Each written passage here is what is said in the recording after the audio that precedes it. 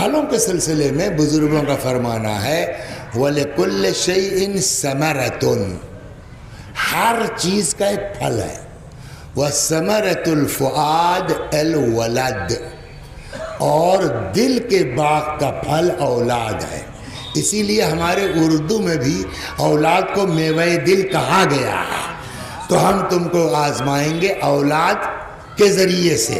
یہاں بھی دونوں چیزیں ہیں، اولاد لے کے بھی آزما سکتے ہیں، اولاد دے کے بھی آزما سکتے ہیں.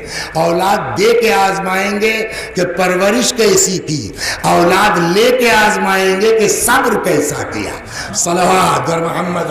اب یہیں سے میں جلدی تو اب جب یہ آزمائش ہوگی، کسی شوہر کو زوجہ کا داغ اٹھانا پڑ سکتا ہے، کسی زوجہ کو شوہر کا داغ اٹھانا پڑ سکتا ہے، بھائی کو بھائی کا داغ، جان میں سب آ جائیں گے نا، بھائی کو بھائی کا داغ اٹھانا پڑ سکتا ہے، باپ کو بیٹے کا داغ اٹھانا پڑ سکتا ہے، اولاد کا.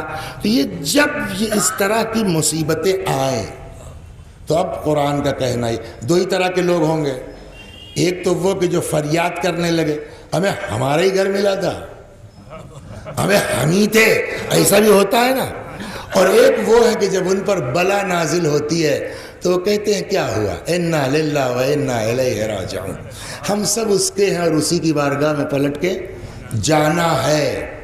اے پیغمبر بشر الصابرین، آپ ان صبر کرنے والوں کو بشارت دے دیجئے کہ اذا اصابتہم مصیبہ، جب ان پر آفت بلا مصیبت آتی ہے تو کہتے ہیں انا للہ و انا الیہ راجعون، ہم سب اس کے ہیں اور اسی کی بارگاہ میں پلٹ کے جانا ہے. بشارت کس بات کی؟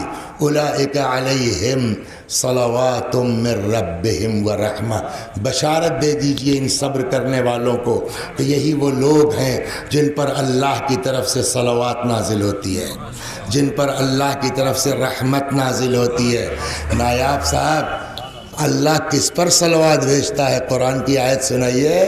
ان اللہ، وہ خدا جو اپنے نبی پہ صلوات بھیجتا ہے، وہی خدا ان مصیبت زدہ پہ صلوات بھیجتا ہے جو مصیبت پہ صبر کرتے ہیں. صلوات. اور اس پر ایک لطیفہ سنا دیا، بہت مزیدار ہے. ایک چیز ہمارے مسلمانوں میں یہ بات ہے کہ سب کو علیہ الصلاۃ والسلام نہیں کہہ سکتے. کس کو؟ صرف انبیاء کو کہیے. صرف اب میں تھوڑا مس کر رہا ہوں، علامہ ہلی کا ہے، غالباً علامہ ہلی کا ہے. ان سے کسی جو ہے وہ ایک عالم نے جو شیعہ نہیں تھے مگر سید تھے، انہوں نے اعتراض کیا کہ بھیا آپ لوگ جو ہے وہ یہ اہل بیت کو علیہ السلام کیوں کہتے ہیں، علیہ الصلاۃ والسلام کیوں کہتے ہیں، یہ نبی تو ہے نہیں. اچھا ان سے یہ پوچھا جائے کہ ہم سے کیوں پوچھتے ہو کہ کیوں کہتے ہو؟ تم بتاؤ نا کہ تم کیوں نہیں کہتے ہو. یہ کہاں لکھا ہے کہ صرف انبیاء کو علیہ السلام کہا جائے گا؟ یہ بات ہے. لیکن علامہ حائلی بھی کچھ موڈ میں رہے ہوں گے، انہوں نے اس کا جواب نہیں دیا.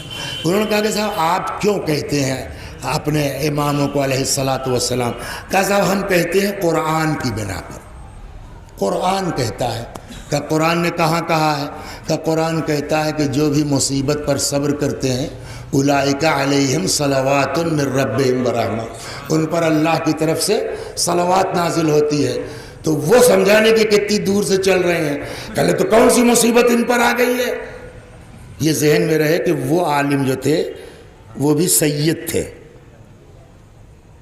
اور علامہ ہلی غالباً سید نہیں تھے. مگر ان پر کون سی مصیبت آ گئی ہے؟ کہ یار اس سے بڑی مصیبت کیا ہو سکتی ہے ان کے لیے کہ تم اولاد ہو کر کے اور اعتراض کر رہے ہو. صلوات. اس سے بڑی مصیبت کیا ہے؟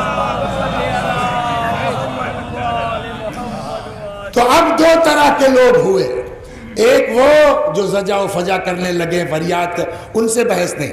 ایک وہ جو صابر ہیں، ان کو آپ بشارت دے دیجئے کہ ان پر اللہ کی طرف سے صلوات اور رحمت کا نزول ہوتا ہے. وَأُولَئِكَ هُمُ الْمُهْتَدُونَ، اور یہی وہ لوگ ہیں جو ایکچول میں ہدایت یافتہ ہیں. لیکن یہ بشارت کس کے لیے ہے؟ الصابرین. بشر الصابر، صبر کرنے والوں کو. اے مولانا، ممبر میں بیٹھ کے پھینکنا بہت آسان ہے، سیدھی بات ہے، اپنے اوپر پڑے گی تب سمجھ میں آئے گا، آسان کام نہیں ہے صبر کرنا۔ تو آپ بھی پڑھا رہے ہیں یا آفس اٹیچ ہو گئے؟ آفس میں ہیں، اچھا آپ پڑھا رہے ہیں نا، آپ کو تجربہ بڑھیا ہوگا۔ ٹیچرز جو ہوتے ہیں ان کی دو قسمیں ہیں موٹے طور پر۔ ایک ٹیچر وہ ہے کہ جو ایک دن بھی ڈھنگ سے نہیں پڑھاتا، سمجھے آپ؟ کتاب میں نشان لگا دیں گے، یہاں سے یہاں تک جو ہے وہ نقل لکھ لینا، یہاں سے یہاں تک دے کر لیں، اور جب امتحان آتا ہے تو سب سے زیادہ وہی ماٹ صاحب شور مچاتے ہیں، سیدھے بیٹھو، ہوتا نہیں ہوتا ہے۔ لیکن جو مہربان ٹیچر ہوتے ہیں وہ پڑھاتے بھی بڑھیا ہے اور امتحان میں اشارے کنائے میں مدد بھی کر دیتے ہیں۔ صلوات بر محمد، یہ تجربہ ہے یا نہیں ہے؟ تو ایک استاد اگر ذرا سا مہربان ہو جائے تو امتحان تو لے گا تاکہ صلاحیت بڑھے، لیکن اشارے کنائے میں کہہ دیتا ہے کہ کیا کرو کہ پاس ہو جاؤ۔ دنیا میں چاہے استاد ہو، حتیٰ ماں باپ، ان کی بھی محبت اتنی نہیں ہے جتنی اللہ اپنے بندوں سے کرتا ہے۔ تو جب وہ کرتا ہے اور وہی امتحان لے رہا ہے، پالنے والے ایک معمولی سا ٹیچر وہ تو اشارہ کر دیتا ہے، اپنے بچوں سے محبت ہو جاتی ہے، یہ چیپٹر دیکھ لینا، تو سب سے زیادہ مہربان ہے خدا کا۔ ہم بھی نقل کروا رہے ہیں، پڑھو تو قرآن، اس میں ہم نے نقل کروا دیے کہ کیسے پاس ہو گئے۔ صلوات محمد، کہاں کہ اسی جملے پہ غور کر لو، ہم نے اشارہ کر دیا کیا کرو کہ صبر آ جائے۔ کہاں بولیے؟ وَبَشِّرِ الصَّابِرِينَ، کون صابر ہے؟ جو کہتے ہیں اِنَّا لِلَّهِ، یہ نقل نہیں بتا رہے تو اور کیا کہہ رہے ہیں آپ؟ بشارت۔ اس کا مطلب پہلا طریقہ صبر یہ ہے کہ آدمی کیا کہے؟ اِنَّا لِلَّهِ وَإِنَّا إِلَيْهِ رَاجِعُونَ، کہنے سے کیسے صبر آ جائے گا؟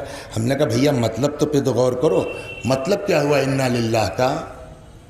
ہم سب اللہ کے ہیں، وَإِنَّا إِلَيْهِ رَاجِعُونَ، اور اسی خدا کی طرف پلٹ کے جانا ہے۔ جیسے یہ احساس ہو جائے کہ ہم خود ہی اپنے نہیں ہیں تو ہماری بیوی ہماری کیا ہوگی؟ ہم خود ہی اپنے نہیں ہیں تو ہماری اولاد ہماری کیا ہوگی؟ اس کا مطلب پہلا طریقہ صبر یہ ہے کہ تمہارے پاس جو کچھ ہے یہ دماغ سے نکال دو کہ وہ تمہارا ہے۔ صلوات، درمانی میں سمجھا رہا ہوں، یہ دماغ سے نکال دو کہ تمہارا ہے۔ تو تب کس کا ہے؟ اس کا۔ تو ہم کیا ہیں؟ کہ تم امانت دار ہو، مالک نہیں ہو، چاہے مال ہو، اولاد ہو، جائیداد ہو، سب اس کا ہے۔ تم امانت دار ہو، بولیے، مالک نہیں ہو۔ تو قرآن نے پہلی نقل یہ کرائی کہ جس دن ملکیت کا تصور نکال کے امانت داری کا تصور پیدا کر لو گے، نہ ملنے کی خوشی ہوگی نہ جانے کا غم ہوگا۔